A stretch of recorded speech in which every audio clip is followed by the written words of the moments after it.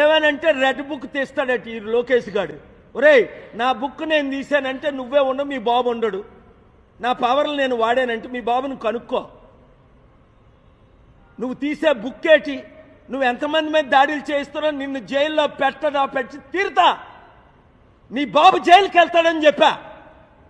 ఏం వాగుతున్నావు? ఒళ్ళు దగ్గర పెట్టుకో.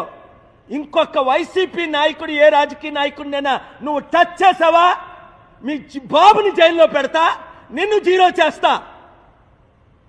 అధికారం ఉందని పిచ్చోళ్ళకి బిహేవ్ చేయొద్దు. Be careful. నువ్వెంతరా? రాజశేఖర రెడ్డి గోరు తీయడానికి సరిపోడు. మీ నాన్న రాజశేఖర రెడ్డి ముందు భయపడేవాడు.